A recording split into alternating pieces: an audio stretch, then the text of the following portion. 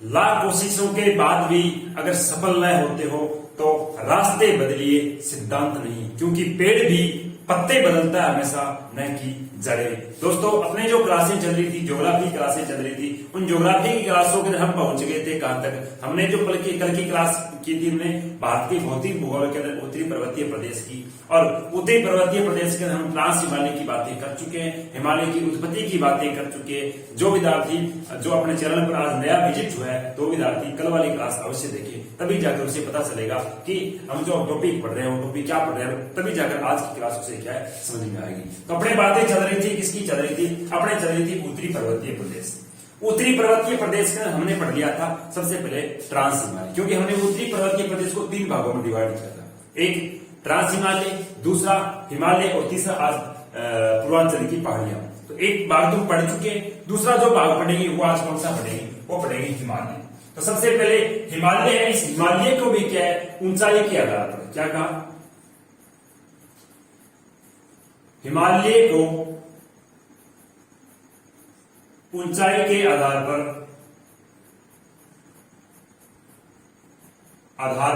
3 भागों में डिवाइड किया गया। कितने भागों में? 3 भागों में विभाजित किया गया।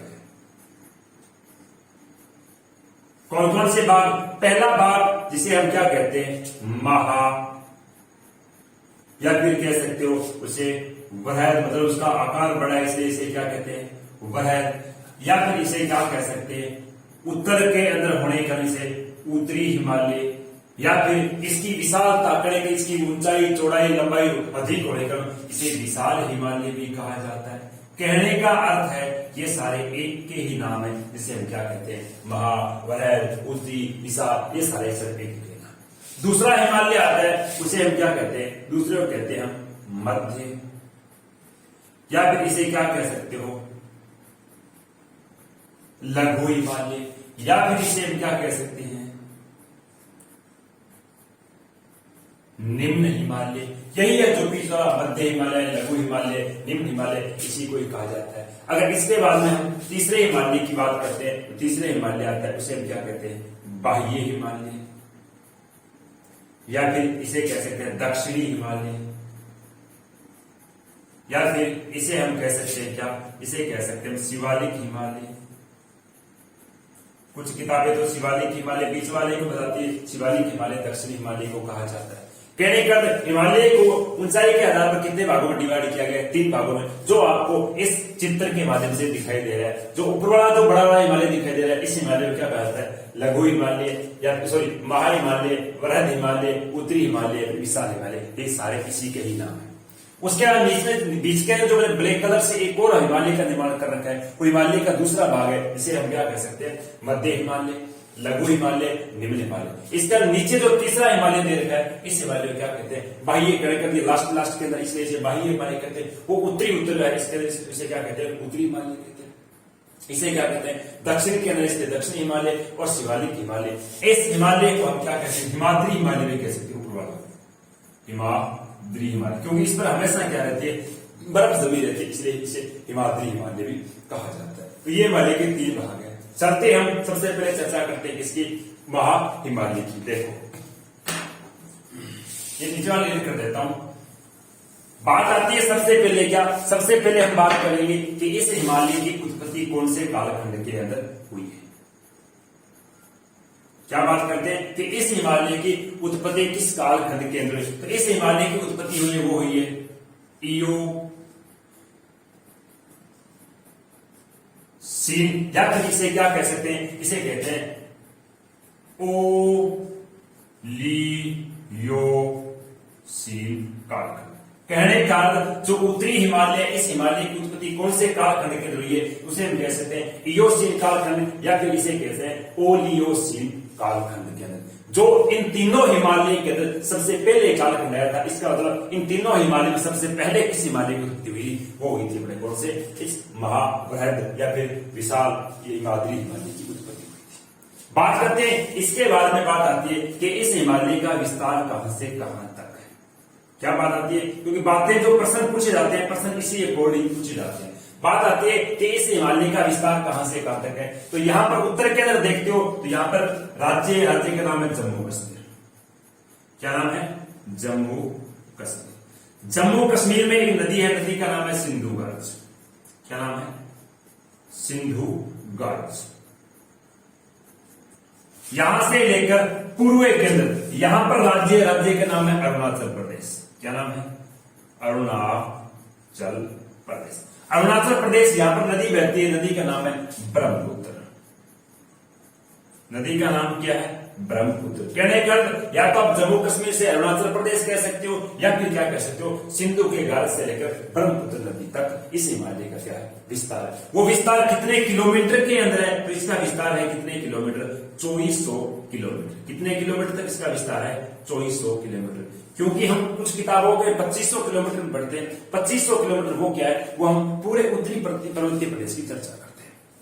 केवल और केवल महाहिमालय, इस हिमालय की विस्तार कितने किलोमीटर है? तो हम कहते हैं 2400 किलोमीटर। कितने राज्यों के विस्तार है? दो तो आपके सामने आएगी, जम्मू कश्मीर और अरुणाचल। दूसरे राज्य की बात करते हैं तो जम्मू कश्मीर के नीचे आता है हिमाचल। कौन सा आता है? हिमाचल।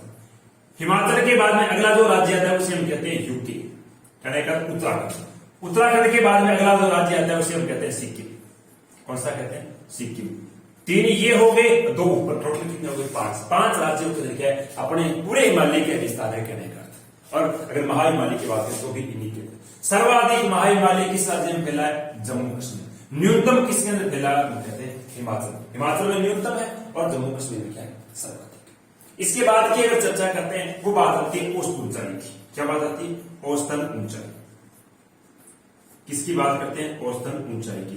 तो औसतन ऊंचाई देखी जाए इस हिमालय की, बहुत सारी किताबें ये बताती है कि इसकी औसतन ऊंचाई कितनी है? 6000 मीटर। लेकिन एनसीईआरटी इसकी कितनी बताती है? एनसीईआरटी बताती है इसकी 6100 मीटर। कितने किलोमीटर नहीं है, ये किलोमीटर था, ये लंबाई थी किलोमीटर, ऊंचाई है वो क्या है? मीटर है। 6 किलोमीटर और 6 किलोमीटर होगी, 100 क्या होगी? मीटर होगी। इसका 6100 मीटर इसकी क्या है? औसत ऊंचाई।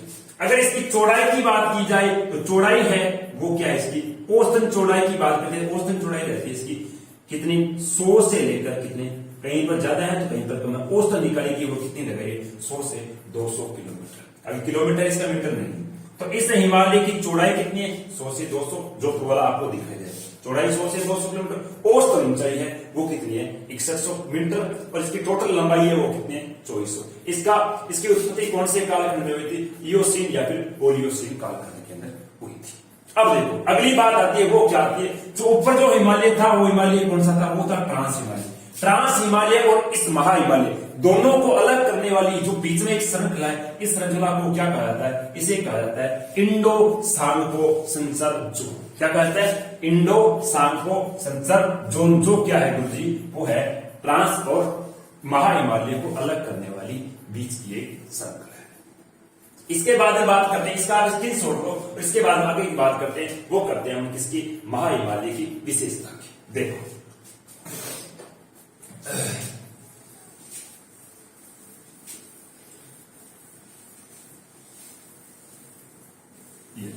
किसकी बात करते हैं? बात करते हैं विशेषता की।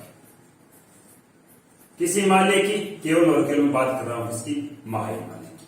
तो महाहिमालय की विशेषता की अगर बात की जाए, सबसे पहली बात तो इसकी एक ही विशेषता आती है कि इस तीनों हिमालय में सबसे ऊंचाई पर, सबसे ज्यादा ऊंचाई है पर सर्वाधिक ऊंचाई वाले हिमालय कौन से? उत्तरी हिमालय। ऊंचाई अधिक होने का इस हिमालय पर क्या है कि जो तापमान है वो निम्न रहता है। निम्न तापमान रहने का यहाँ पर हमेशा क्या रहती है? बर्फ जमी रहती है। इस कारण आप इसको यह कह सकते हो कि निम्नतम तापमान, निम्नतम तापमान वाला कौन सा हिमालय है? तो उत्तरी हिमालय। इस पर हमेशा के लिए क्या रहती है? बर्फ जमी रहती है। इसलिए इस हिमालय पर सर्वाधिक किसका निर्माण होता है? ग्लेशियर का। किसका निर्माण होता है? ग्लेशियर का निर्माण होता है। ग्लेशियर का निर्माण होने का, ग्लेशियर से जैसे ग्लेशियर पिघलेगा, पिघलने से किसकी उत्पत्ति होगी? तो कहने का नदियों की उत्पत्ति होगी। तो यहां पर दूसरी बात इसकी क्या आती है? दूसरी बात यह आती है कि हिमालय तंत्र से, क्या कहा मैंने? हिमालय तंत्र से उद्गम होने वाली समस्त नदियां इसी हिमालय से निकलती है। हिमालय तंत्र से उद्गम होने वाली छोटी बड़ी जितनी भी नदियां वो सारी हिमालय के कौन से भाग से निकलती है? तो महाहिमालय से निकलती है। जैसे मैं बात करूं तो कह सकते हैं हम क्या, गंगा। बड़ी बड़ी नदियों की बात करता हूं, सारी नदियों का नाम लूंगा तो नदियों बताने लग जाएंगे, टॉपिक पीछे रह जाएगा। गंगा, या फिर कह सकते हो यमुना, या ब्रह्मपुत्र, या फिर कह सकते हो जो अपने सिंधु है, ये निकलते इसी के पास से, थोड़ा सा इसके ऊपर से अपने ट्रांस हिमालय की बात आती है, कैलाश, वो कैलाश इसी का कहना कर हिमालय तंत्र से निकलने वाली नदियां सारी क्या है, इसी तंत्र से निकलती है।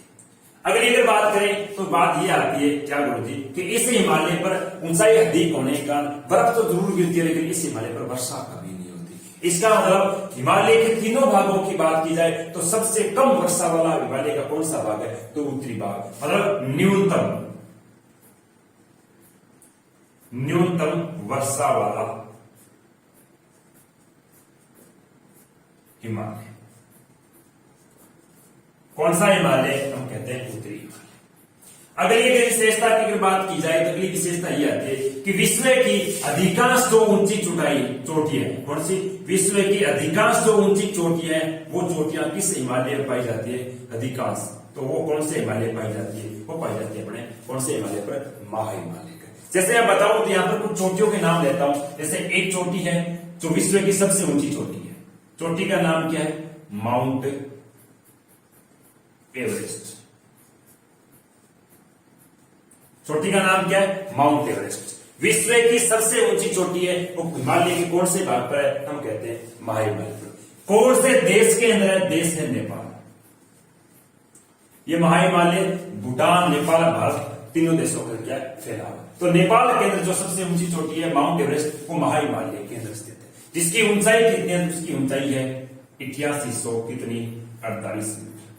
कभी कभी इसकी क्या 4850 मीटर भी होती है। वो 50 मीटर भी सही होती है, क्योंकि जब शीतकाल के समय यहाँ बर्फ ज्यादा जम जाती है, बर्फ जमने का 2 मीटर हो गया, बर्फ की ऊंचाई मापते हैं, इस वजह से 8800 क्या है, कुछ बार इसकी 50 मीटर होती है, लेकिन रियल इसकी है वो 8848 मीटर ही है।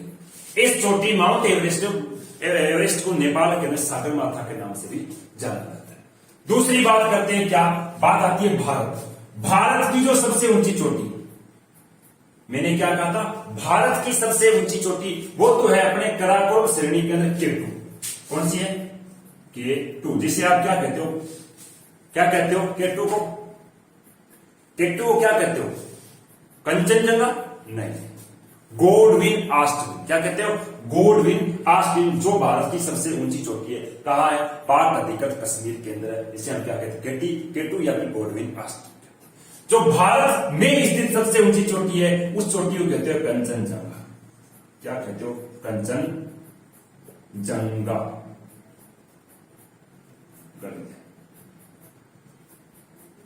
कंचनजंगा चोटी का नाम क्या है? कंचनजंगा। जिसकी ऊंचाई कितनी? इसकी ऊंचाई है, देखो, एक तो इसकी ऊंचाई है 8500 कितने? 85 मीटर। कुछ किताबें इसको कितनी बताती है? 8598 मीटर। इसके रियल है वो अनुसार 8598 मीटर ही बताती है। 85 मीटर क्या है? कुछ जो अपने ऑथराइज बुकें नहीं है, हम क्या पर्सनली बुकें जो गाइड है वो इसकी 85 बताती है। जो किस राज्य के अंदर है? तो ये अपने सिक्किम राज्य है। किस राज्य के अंदर है? सिक्किम राज्य, जो क्या है भारत में स्थित सबसे ऊंची चोटी है। इसके बाद में बात करते हैं तो नेपाल के अंदर ये एक चोटी और है, जिस चोटी को मैं यहां लिखता हूं, जगह नहीं। चोटी का नाम क्या है? मकालू। चोटी का क्या नाम है? मकालू। मकालू किस देश के अंदर? नेपाल। जो नेपाल की दूसरी सबसे ऊंची चोटी है, ऊंचाई कितनी है? 8400 कितने मीटर? 81 मीटर। इसके अगर बाद में बात करें तो यहां अरुणाचल प्रदेश के अंदर एक चोटी है, चोटी का नाम है नामचा बरुआ। नामचा बरुआ, ये अरुणाचल प्रदेश के अंदर है और ये पूर्वी भारत की अपनी सबसे ऊंची चोटी है, जिसकी ऊंचाई है 7756 मीटर। कितनी? 7756 मीटर, जो अपने पूर्वी भारत की सबसे ऊंची चोटी है। नाम क्या है? नामचा बरुआ। यहां पर एक चोटी है जम्मू कश्मीर के अंदर, चोटी का नाम क्या है? नंगा पर्वत। यहां क्या नाम है? नंगा पर्वत। एक नंदा पर्वत है, नंदा देवी। नंदा देवी ये तो है कहां? ये है अपने उत्तराखंड के अंदर, यूके, और ये है जम्मू कश्मीर। ये कुछ चोटियां हैं, जिन चोटियों क्या क्वेश्चन इन चोटियों से बनते हैं। तो ये चोटियां मैंने बताई आपको, एक माउंट एवरेस्ट बताई। माउंट एवरेस्ट किसका भाग है? अपने महाहिमालय का, कंचनजंगा महाहिमालय का, मकालू महाहिमालय का, नामचा ब्रह्म भी महाहिमालय की, और कौन सी नंगा पर्वत भी महाहिमालय की, नंदा देवी महाहिमालय की। ये सारी सारी चोटियां क्या है? इस हिमालय का भाग है। तो ये था महाहिमालय से अपने एग्जाम पॉइंट ऑफ व्यू से पूछे जाने वाले प्रश्नों की चर्चा। इस हिमालय की अगर बात करें कुछ और विशेषता की, तो बात यह रहती है कि इस हिमालय के उत्तर पश्चिम से दक्षिण जब उत्तर पूर्व की ओर बढ़ते हैं तो इसकी ऊंचाई में क्या होती है? वृद्धि होती है। लेकिन जैसे जैसे क्या करते हैं, आगे की ओर जाते हैं तो पूर्व की वापस इसकी ऊंचाई क्या होती जाती है? कम होती जाती है। प्लस इसकी चौड़ाई है वो उत्तर पश्चिम के अधिकारी के जैसे पूर्व की तरफ जाओगे तो लास्ट तक चौड़ाई जाकर क्या होती जाएगी? कम होती जाएगी। तो ये था आपका क्या महा, या फिर इसे कह सकते हो लघु हिमालय, सॉरी विशाल हिमालय। इसका स्केच छोड़ लो, आगे की ओर बढ़ते हैं, दूसरे हिमालय पर चर्चा करते हैं। देखो ये हो गया आपका साफ, इसको साफ कर देता हूं ताकि दोबारा और लिखेंगे तो काम है। ये लिख दिया। अगला जो हिमालय आता है, हिमालय का बीच वाला भाग है जिसमें ब्लैक कलर से लिखा हुआ है। हिमालय का नाम क्या बताया अभी मैंने? उसे कह सकते हो मध्य हिमालय, या फिर इसे क्या कह सकते हो? लघु हिमालय, या फिर इसे क्या कह सकते हो? निम्न हिमालय। ये सारे सारे इसी के ही क्या है नाम। तो इस हिमालय की अगर बात करें, क्या इस हिमालय की बात करते हैं अगर उत्पत्ति की, तो उत्पत्ति की अगर बात आती है इस हिमालय की, तो इस हिमालय की उत्पत्ति कौन से कालखंड के हुई थी? तो इसकी उत्पत्ति हुई थी मायोसीन कालखंड में। कौन से कालखंड? मायोसीन कालखंड। उस हिमालय की उत्पत्ति कौन कौन से कालखंड हो गई? उसकी हुई थी इयोसीन, या फिर कह सकते हैं ओलियोसीन कालखंड के। लेकिन इस हिमालय की उत्पत्ति कौन से कालखंड की हुई है? तो मायोसीन कालखंड।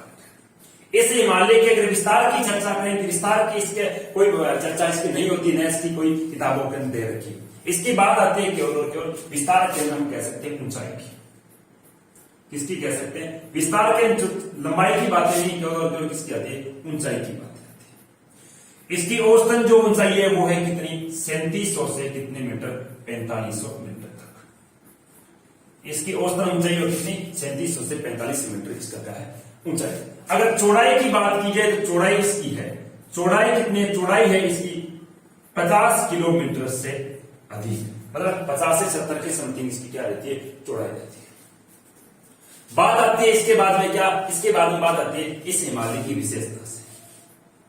किससे बात पूछी जाती है? हिमालय की विशेषता से बात पूछी जाती है। तो पहली बात तो एक ही होगी। पहली बात इसकी विशेषता में क्या आती है कि इस हिमालय पर, इस हिमालय की ऊंचाई उसकी तुलना में कम है, क्योंकि उसकी 6100 मीटर थी, इसकी क्या है? 3700 से 4500 मीटर है। इसका ऊंचाई कम है, ऊंचाई कम है, इसके तापमान उसकी तुलना में क्या रहेगा? कम रहेगा। अरे वहां पर तापमान और ज्यादा कम था, इसमें थोड़ा तापमान क्या कर जाएगा? बढ़ जाएगा। इस पर क्या है? कभी कभी थोड़ी बहुत वर्षा भी होती है। इसका मतलब यहां पर क्या आते हैं? इस हिमालय पर कौन सी ऋतु में? शीत ऋतु में। कितने? 3 से 4 माह तक। कितने माह? 3 से 4 माह तक क्या गिरती है? बर्फ गिरती है। क्या गिरती है? बर्फ गिरती है। इस कारण कौन सी ऋतु में हम कह सकते हैं ग्रीष्म? कौन सी ऋतु में?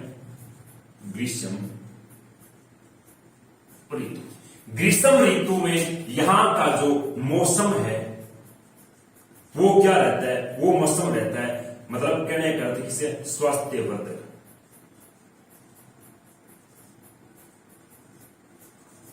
स्वास्थ्यवर्धक मौसम कहलाता है। कहने का अर्थ कि जो लोग अपने आप को एक पर्यटक के रूप में घूमने के लिए वहां जाते हैं तो कौन से हिमालय में जाने की कोशिश करते हैं? वो जाने की कोशिश करते हैं अपने इस लघु हिमालय के अंदर या फिर मध्य हिमालय के अंदर। जैसे हम कुछ आगे जो अपने पर्यटक स्थल है उनकी हम क्या करेंगे? चर्चा करेंगे।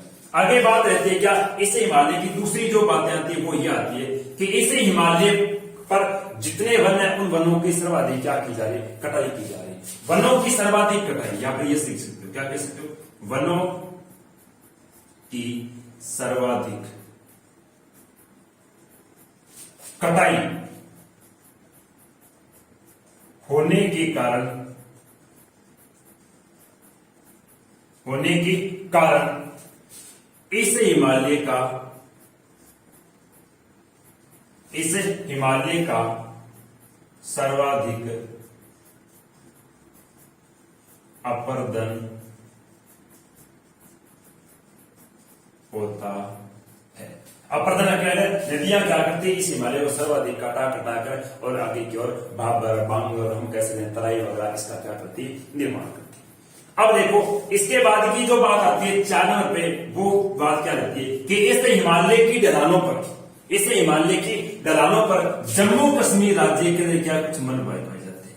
बाकी वन तो सभी जगह पाए जाते हैं, लेकिन जम्मू कश्मीर राज्य के अंदर इसकी ढलानों पर पाए जाने वाले वनों को क्या कहा जाता है, मर्ग वन कहा जाता है। क्या कहा जाता है, मर्ग वन कहा जाता है। तो आप ये कह सकते हो कि किस हिमालय पर मर्ग वन पाए जाते हैं, तो हम कहते हैं कौन से हिमालय पर, जम्मू लघु हिमालय के अंदर क्या है, सर्वाधिक मर्ग वन पाए जाते हैं। अब देखो बात क्या आई थी, पहले बृहत हिमालय की ऊंचाई अधिक होने के कारण उस हिमालय पर ग्लेशियर थे, नदियों का निर्माण हो रहा था। लेकिन बात आती है दर्रों की, दर्रे न तो इस हिमालय के अंदर न उस हिमालय के अंदर, क्योंकि दर्रे है वो सारे क्या छोटे हिमालय को या छोटे पर्वतों काट कर वहां से सुगम रास्ते बनाए जा सकते हैं। हाँ, नदियों के द्वारा जो बनेंगे वो एक अलग बात है, लेकिन कृत्रिम दर्रों का यहाँ पर निर्माण नहीं होता। इस हिमालय के अंदर सर्वाधिक पाए जाते हैं क्या, पर्यटक स्थल। तो इसकी मैं एक विशेषता नीचे दिखेगा, मैं साहित्य इसको साफ करके ऊपर लिख देता हूँ।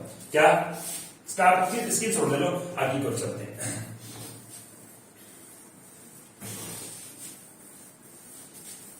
बात आती है 4 नंबर विशेषता की। 4 नंबर क्या विशेषता आती है, वो आती है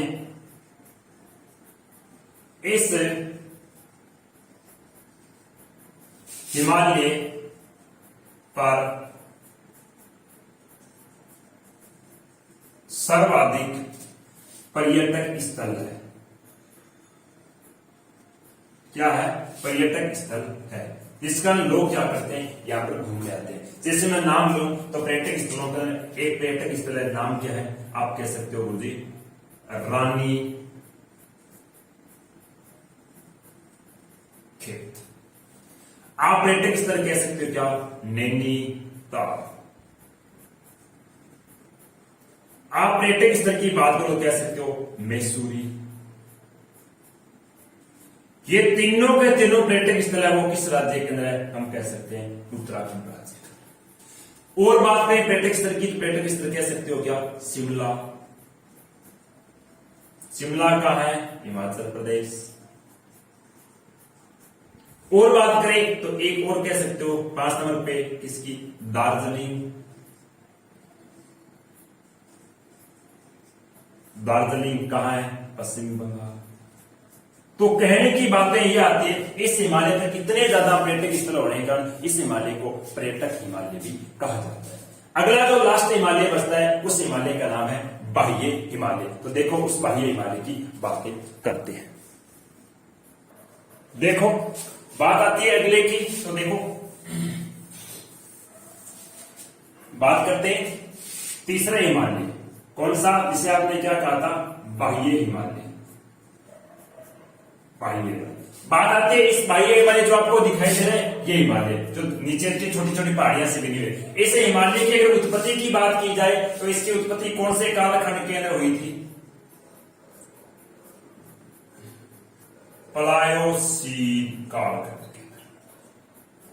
कौन से कालखंड में हुई थी, प्लायोसीन कालखंड के अंदर। बात करते हैं इसके बाद में, इसके विस्तार की बातें आती है, तो इसके विस्तार की वही बात है, इसकी लंबाई तो कोई ज्यादातर इंपोर्टेंट नहीं रखती, इसकी बात रखती है सबसे पहले क्या, चौड़ाई। तो इसकी चौड़ाई की बात की जाए, इसकी चौड़ाई है 10 से लेकर कितने, 50 किलोमीटर के मध्य। कितने, 10 से लेकर 50 किलोमीटर के मध्य। और अगर इसके किसकी बात करें, अगर ऊंचाई की बात की जाए तो इसकी ऊंचाई है कितनी, वो औसतन आती है कितनी, 1100 मीटर। कितने मीटर, 1100 मीटर। उसकी कितनी, 3745 थी, सॉरी, अच्छा इसकी ऊंचाई आती है 3000, करते हैं थोड़ा सा, कितने, 3000 मीटर इसकी क्या रहती है, औसतन ऊंचाई रहती है। इसके बाद की अगर बात की जाए, इसकी बात की बात आती है इसकी विशेषता से। क्या बातें आती, विशेषता से। विशेषता की अगर बातें करें, सबसे पहली बात ये आती है कि हिमालय का कौन सा भाग जिस पर क्या होती है, सर्वाधिक वर्षा होती है। तो सर्वाधिक वर्षा वाला कौन सा भाग है हिमालय का, हम कह सकते हैं बाह्य भाग। कौन से हिमालय पर बर्फ नहीं जमती? तो निम्न मतलब बर्फ की न्यूनता वाला कौन सा हिमालय हम कह सकते हैं बाह्य हिमालय। कौन सा हिमालय जिस पर तापमान उच्च रहता है हम कहते हैं कौन से बाह्य। तापमान की उच्चता, तापमान भी क्या है सर्वाधिक पाया जाता है। पहली बात सर्वाधिक क्या है, हमने क्या की कि वर्षा वाला सर्वाधिक वर्षा, दूसरी बात क्या की सर्वाधिक तापमान, और तीसरी बात कह सकता हूं वो क्या कर सकता हूं न्यूनतम बर्फ वर्षा वाला। क्या बर्फ वर्षा वाला क्या हिमालय, वो कौन सा हिमालय अपने हम कह सकते हैं दक्षिण हिमालय। अगली अगर बात की जाए तो इस हिमालय के तीनों भागों में देखे जाए तो इस हिमालय के क्या है घास के मैदान पाए जाते हैं। क्या पाए जाते हैं घास के मैदान, और उस घास के मैदान को क्या कहा जाता है, उन घास के मैदान को कहा जाता है दून। क्या कहा जाता है उन घास के मैदानों को, क्या कहा जाता है उन घास के मैदानों को दून कहा जाता है। पश्चिम के और पूर्व के जो क्षेत्र है उन पूर्व के क्षेत्रों में इन्हें क्या कहा जाता है दुआर कहा जाता है। कहने का इन घास के मैदानों को पश्चिम के अंदर क्या कहा जाता है दूर कहा जाता है, और पूर्वी इलाका है उसे इसमें क्या कहते हैं द्वार कहते हैं। किसके अंदर हम कह सकते हैं बाह्य हिमालय। तो ये थी आपकी क्या बाह्य हिमालय कह सकते हो, लघु हिमालय कह सकते हो, मध्य हिमालय कह सकते हो, उनकी बात है। अब बात बची है लास्ट में, वो बात बची है कुछ इनके दर्रों की। बाकी बातें तो 90% हो चुकी है। अगर बात करें अपन दर्रों की बात करें, दर्रे ध्यान रखना केवल और केवल क्या है इन बाह्य हिमालय के अंदर ही पाए जाएंगे, न तो उत्तरी हिमालय के होंगे। मध्य हिमालय के कोई छोटे मोटे दर्रे हैं, कोई नदियों द्वारा दर्रे हैं, वो कोई चर्चा के विशेष से नहीं है। केवल और केवल दर्रों की बातें रहेंगे, इसे हिमालय की रहेगी। सबसे ज्यादा दर्रे पाए जाते हैं इसके जम्मू कश्मीर राज्य के अंदर पाए जाते हैं। जम्मू कश्मीर राज्य के अंदर इसमें कौन कौन से दर्रे पाए जाते हैं देखो। जम्मू कश्मीर के अंदर पहला दर्रा आता है, इसको क्या कहते हैं जोजिला। क्या कहते हैं जोजिला। दूसरा दर्रा आता है, इसे क्या कहते हैं बनिहाल। क्या दर्रा बनिहाल। तीसरा दर्रा आता है, उसे कहता है कर्राकोरम। कर्राकोरम। तीसरा दर्रा आता है, इसे क्या कहते हैं लद्दाख। लद्दाख। अगर इसके बाद में और दर्रों की बात की जाए तो एक दर्रा और आता है जिसका नाम क्या है बनियाल आ गया, जोजिला आ गया, एक आ गया, एक और बच गया पिरमजाल। पिरमजाल। ये जो 5 दर्रे हैं वो पांचों के पांचों दर्रे कौन से राज्य में हम कहते हैं जम्मू कश्मीर राज्य में। दूसरी बात आती है तो वो राज्य आता है, राज्य का नाम है हिमाचल प्रदेश। हिमाचल प्रदेश। अगर हिमाचल प्रदेश के अगर दर्रों की बात की जाए तो एक दर्रा आता है, दर्रे का नाम है रोहतांग। कौन सा है रोहतांग। दूसरा आता है जिसको कहते हैं बड़ा लच्चा। कौन सा दर्रा आता है बड़ा लच्चा या बड़ा लाचा भी कहते हैं। तीसरा आता है उसे कहते हैं सिपकिला। क्या कहते हैं सिपकिला। ये तीनों के तीनों दर्रे तीनों नदियों से क्या है जुड़े हुए हैं, और 3 नदियों की बातें जब हम क्या करेंगे भारत का अगवा तंत्र पढ़ेंगे उसके इन दर्रों की थोड़ी सी चर्चा और करेंगे। तीसरा राज्य आता है, राज्य का नाम क्या है उत्तराखंड। उत्तराखंड। उत्तराखंड में 2 दर्रे पाए जाते हैं। एक का नाम क्या है, एक दर्रे का नाम है माना और एक दर्रे का नाम है नीति। ये 2 दर्रे क्या रहते हैं एग्जाम पॉइंट ऑफ व्यू इनकी बातें रहती है। वैसे तो दर्रे हो रही है लेकिन जो बातें ज्यादातर बातें रहती है इसी से रहती है। जैसे एक कह सकते हो लिपू लेक दर्रा, लिपू लेक दर्रा, या फिर एक दर्रा और आता है जिसे क्या कह सकते हो थांग दर्रा। ये 2 दर्रे और है लेकिन मुख्य जो बातें रहती है माना और नीति दर्रों से रहती है। अगली बात आती है वो आती है सिक्किम राज्य से। 3 नंबर पे किसकी बात कर सकते 4 नंबर पे, हाँ 4 नंबर आ गया सिक्किम राज्य। अगर सिक्किम राज्य के दर्रों की बात की जाए तो एक दर्रा आता है, दर्रे का नाम है नाथुला। नाथुले के बाद में अगले दर्रे की बात करें तो जेले लेपला, और एक दर्रा आता है लास्ट में वो आता है अपने कौन से अरुणाचल प्रदेश राज्य का 5 नंबर पे अरुणाचल प्रदेश। अरुणाचल प्रदेश का एक ही दर्रा है जिसका दर्रे का नाम क्या है यांग याप दर्रा। तो ये जो दर्रे हैं वो दर्रे क्या करते हैं, एग्जाम पॉइंटों पे से क्वेश्चन पूछे जाते हैं। तो आप कह सकते हो जम्मू कश्मीर का जोजिला, बनियाल, कराकोरम, लद्दाख और किरमजाल। हिमाचल के पूछा जाए रोहतांग, बड़ा लक्सा और सिटकिला। उत्तराखंड में पूछा जाए माना, नीति, लिपुले को थांग दर्रा। और सिक्किम राज्य के नाथुला, जलेलेपला। अरुणाचल प्रदेश में कौन सा, यांगयाब दर्रे। ये जो मुख्य तो दर्रे हैं, इन दर्रों से क्वेश्चन पूछे जाते हैं। तो आज ये था आपका हिमालय का टॉपिक। कल जो बातें बची है, थोड़ी सी बातें बची है केवल और केवल थी पूर्वांचल की पहाड़ियों की, वो बातें करवा के उसके बाद अगले टॉपिक की क्या करेंगे, शुरुआत करेंगे। तो इस वीडियो को शेयर कर दिया करो या थोड़ा इसको लाइक कर दिया करो, सब्सक्राइब अन्य मित्रों से भी करवाया करो ताकि मुझे भी थोड़ी सी नई ऊर्जा मिले। धन्यवाद मित्रों।